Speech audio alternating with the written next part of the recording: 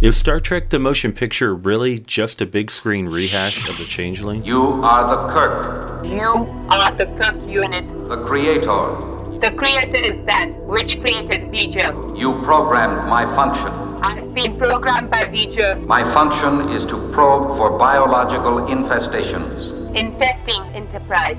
Perhaps the most fascinating thing I've discovered is that, like Arnold Schwarzenegger and Danny DeVito, Voyager and Nomad are twins.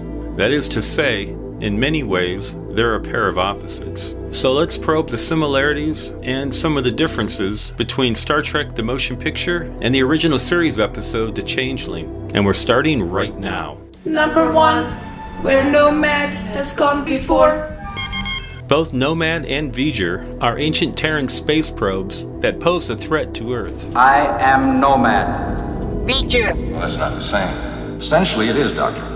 Nomad has been fiendishly following a confused Prime Directive to Sterilize. And for sterilize, read kill. But what was Nomad's original mission? As I recall, it was supposed to be the first interstellar probe to seek out new life forms. Precisely, Doctor. Even as they were dealing with Nomad, little did they know that another ancient Terran probe was en route to Earth, and only about 5 years away. Voyager 6.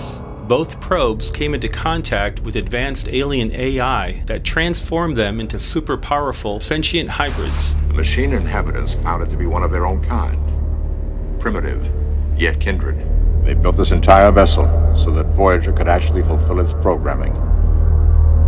And on its journey back, it amassed so much knowledge, it achieved consciousness itself. It became a living thing. There was much taken from the other. The other was an alien probe of great power. Somehow they merged, repaired each other, became one. Unlike Voyager, Nomad wasn't heading towards Earth when the Enterprise intercepted it. In fact, Nomad announces his plan to return to Earth rather late in the episode. I shall return to Launch Point Earth. And when it gets there, It will find the Earth infested with imperfect biological units. and it will carry out its prime directive. Sterilize. Number 2, whom probes destroy. Right off, Nomad attacks the Enterprise with powerful bolts of energy. Shown here with my magical camera tilt stabilizer added.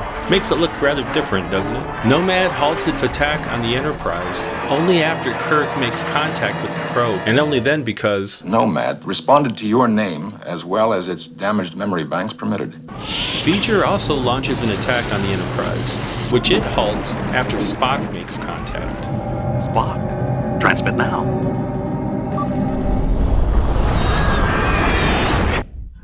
It would seem our friendship messages have been received and understood, Mr. Spock. I would say that was a logical assumption, Captain.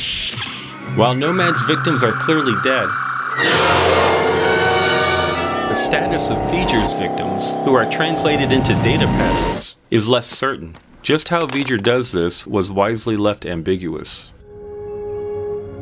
We know that the Ilea probe retained the true Ilea's memories, even her personality, but is Ilea still alive inside the probe? Yeah. Ilea. It's never made clear. In an earlier draft of the film, Ilea's lifeless body would have been discovered inside a crystal pyramid, making her final fate known. Number 3, mind meld.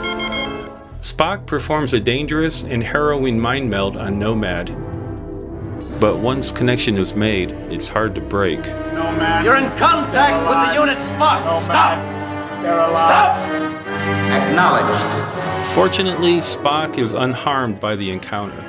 And after Spock's mind meld with Nomad, his and our understanding of this floating terror grows considerably. During Spock's mind meld with the giant Ilea, we see a barrage of overlapping images projected across his visor. This is the only time that we ever see what Spock sees during a meld. Let's rewind and slow this down. The very first image foreshadows Voyager's true identity, while the rest of the images are taken from Voyager's recent encounters with the Klingons and the Epsilon 9 station, with images of the Ilea probe sprinkled throughout. There is one exception, this image of the Pioneer plaque, which was attached to the Pioneer 10 and 11 space probes. This also foreshadows the fact that Voyager is from Earth.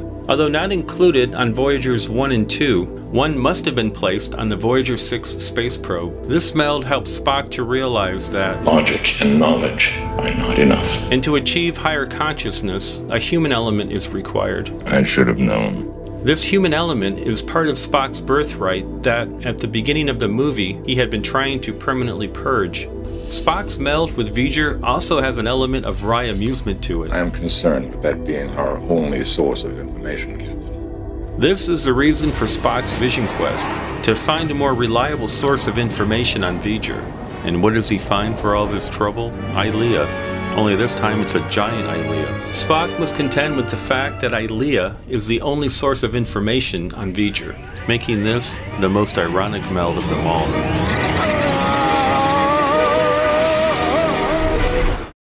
Number 4, binary code. Nomad uses binary code to communicate with the Enterprise, Captain, this message is a sort of binary. as does Voyager. A simple binary code transmitted by carrier wave signal. Can you decode it? No clue as yet, Captain. If Spock has any hope at all of decoding it, he'll need to take it bit by bit. They're trying to communicate. The intruder has been attempting to communicate. They're requesting language equivalents. I am now programming our computer to transmit lingua code at their frequency and rate of speed. Number 5, to find the creator. Nomad is, as the name indicates, a wanderer, lost in space until it encounters a 23rd century starship commanded, it would seem, by no other than Nomad's own creator. This is the creator of Nomad. You recall his name? Of course, Jackson Roykirk. I believe that Nomad thinks you are Roykirk. It's space happy. It thinks I'm its mother. Nomad wasn't looking when it thought it found its creator. I am the Kirk, the creator. You are the creator. It was, of course, mistaken. You're wrong. Voyager, on the other hand, has been on a centuries-long quest for its creator. Voyager. We are the creator. That is not logical. Carbon units are not true life forms. It did not expect the Enterprise's carbon-based infestation to be its creator, but it quickly adapts to its new reality, and by merging with Decker, it reaches higher levels of consciousness and attains apotheosis, transcending this plane of existence to begin the human adventure of the film's tagline.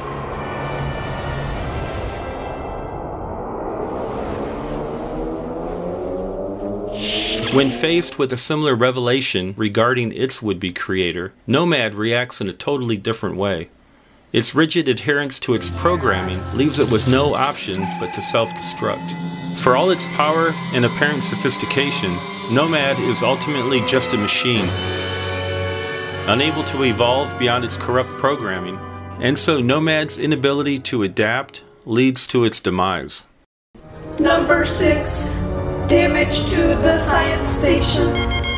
The library computer at Spock's station is burned out when Nomad accesses it through a communication channel. Cut power, Lieutenant. Overloaded and burned out. And later, when Voyager accesses the ship's library computer without permission, Spock himself damages the science station. Although both stations are later shown back in good working order, neither station is shown being repaired on screen. In The Changeling, Kirk does order Uhura to call a maintenance crew. Lieutenant, get a repair crew on that computer. Like so many other connections I've made in these videos, this same event happens only in these two stories. Number 7, similar dialogue. The biggest similarity on our list today may very well be the unique lexicon shared by The Changeling and Star Trek the Motion Picture. And the Ilea probe's first line is a representation of the special vocabulary these two films share. You are the Kirk unit. You will assist me. I've been programmed by Voyager to observe and record normal functions of the carbon-based units infesting USS Enterprise. And the two most common words they share are heard shortly thereafter. A probe, Captain. To find the creator. Creator? Let's analyze the dialogue of both films in order of their place in the ILEA probe's first sentence. You are the cook unit. Unit is heard 33 times in all, 22 times in the Changeling, 11 times in the motion picture, with one use referring to a piece of equipment. Put a new backup sensor into the unit. Unit is also used a handful of times elsewhere in TOS and in the other movies. The unit's been left on. Unit 2, this is Unit 1. I guess Kirk must have gotten used to being called a unit. I've been programmed by Voyager. The words program, programming, and or programmed can be heard 22 times in all, 10 times in the Changeling, and 12 times in the motion picture. To observe and record normal functions. Function is heard in one form or another 24 times, 13 times in the Changeling, and 11 times in the motion picture. Infesting USS Enterprise. Infest, infesting, and infestation is also heard a total of 11 times, 6 times in the Changeling and 5 times in the motion picture. A probe, Captain. And probe is heard 23 times, 11 times in the Changeling and 12 times in the motion picture. To find the creator. Creator and its variants heard a whopping 57 times, 26 times in the Changeling, and another 31 times in the motion picture, is by far the most frequently used common word between the two films. You are the creator. Creator. I am the creator. The creator. How could I have created you? Creator was simply testing your memory banks. I made an error in creating you. The creation of perfection is no error. I did not create perfection, I created error. To find the creator. The creator? And who is the creator? The creator created. This creator. The creator. The creator. The creator. The creator. The creator. What is it? We are the creator.